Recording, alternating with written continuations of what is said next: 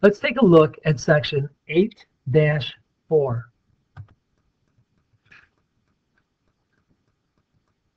This section talks about angles of elevation and depression.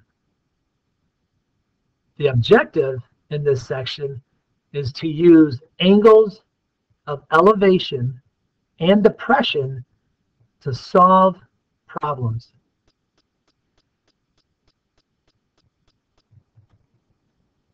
Let's take a look at a couple key words in this section. The first one we're going to take a look at is angle of elevation.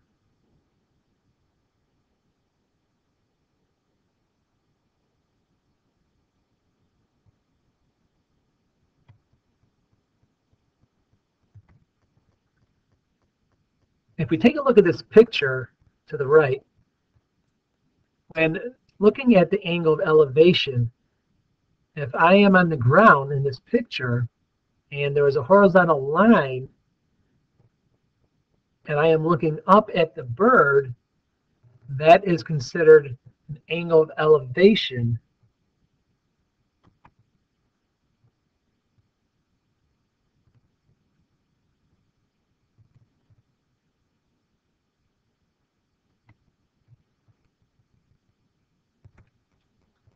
So the angle of elevation is looked at as the person on the ground looking up at the bird at the top. The angle of elevation here is 38 degrees. The other key term I take a look at it here is angle of depression. If I am the bird at the top of the screen in this picture and I'm looking down at the person on the ground, that's considered an angle of depression.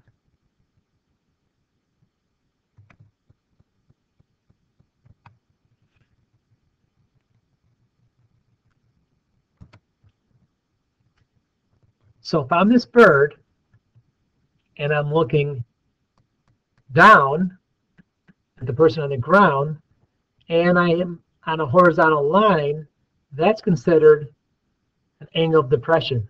Again, looking at the angle of depression, that's a 38 degrees also from the bird looking down to the person on the ground. And if you look at the two angles, the angle of elevation is 38. The angle of depression is 38. Both having a horizontal line when looking at the angle of depression and the angle of elevation. Let's take a look at this picture. If I am a bird flying at the top of this picture and I am looking down at the person inside the hot air balloon,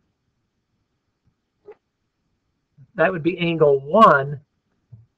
What kind of angle would that be? Since I'm looking down at the person in the hot air balloon, that would be an angle of depression. So angle 1, from looking from the bird's eye down to the person in the hot air balloon, angle 1 would be the angle of depression. Looking at this picture at angle 4 at the bottom, if I am on the ground and I am looking up at the person in the hot air balloon, what kind of angle would that be? Angle 4, looking from the ground up to the person in the hot air balloon. Angle 4 then would be an angle of, that's correct, angle of elevation. So if I'm angle 4 looking up to the hot air balloon, that is considered an angle of elevation. So angle 4, angle of elevation.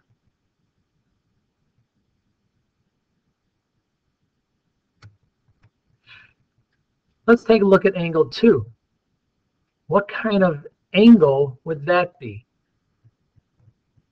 The person in the hot air balloon is looking up at the bird at the top at angle 1. What kind of angle is that? So angle 2 would be from the person in the hot air balloon looking up to the object at the top. That would be an angle of elevation, because angle 2 looking up would be considered angle of elevation. Let's take a look at angle 3. Angle 3 is taking from looking at a person in the hot air balloon looking down to the ground, to the bottom of the mountain, to angle 4. So what kind of angle would angle 3 be? If you're in the hot air balloon looking down, that would be an angle of looking down, starts with a D. That would be an angle of depression, which also starts with the letter D. So angle 3 would be the angle of depression. Let's take a look at this picture. How can we use the angle of elevation to find out what x equals? So using the angle of elevation, we want to find out what x equals. We have to use what we learned last section with sine, cosine, and tangent. So if I'm looking at this triangle and look at the information that they're giving me, what would I use to find this angle?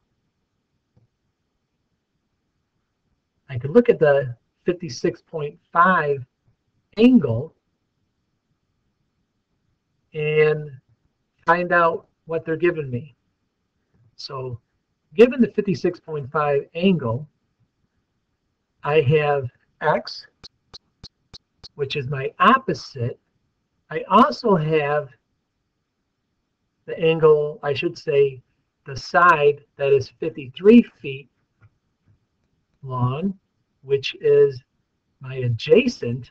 So I have opposite and I have adjacent. Looking at and thinking about the SOHCAHTOA, which tells me which is sine, cosine, or tangent, if I'm given the opposite and adjacent, which one should I use? Let's see. There's an opposite. So there's an opposite there and over on this side. And I also have the adjacent, which is also located over here. So because I have the opposite and adjacent together, that means I should be using tangent to solve this problem. So how would I set this up? I would take tangent of 56.5 and set that equal to what? Tangent is opposite over adjacent, so I would set that equal to x over 53 .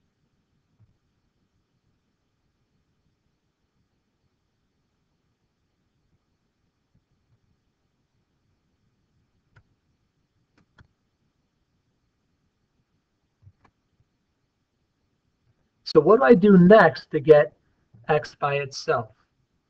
I need to do what? That's right, x divided by 53. So now I have to divide, or I should say, multiply both sides by 53.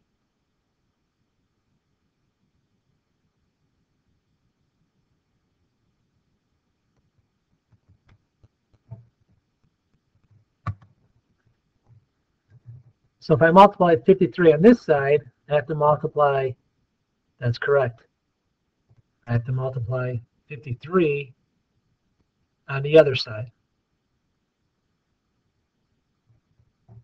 So when I do that to both sides, what happens to the 53 with the x? They cancel out, and I'm left with. Does anyone see what's wrong with the picture or the numbers on the screen? That's right. I multiplied one side by 53 and the other side by 35. So if you did write down 35, go ahead and erase it on your paper over here, this number 35 should read 53. So just double check when you're writing your numbers that you're not flipping them by accident. So go ahead and change that around on your paper. So you should have 53 crossing out, and then instead of having 35 tangent 56.5 equals x, you would have 53.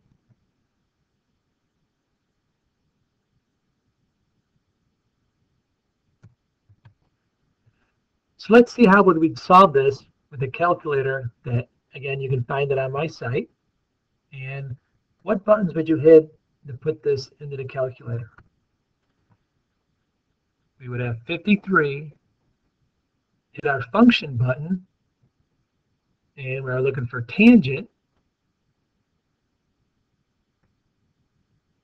56.5, and our answer is 80.07.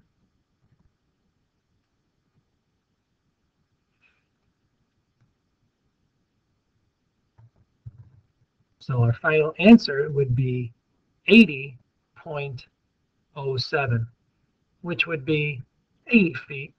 So if I'm looking at the picture, the length of x is 80 feet. So that length was 80 feet.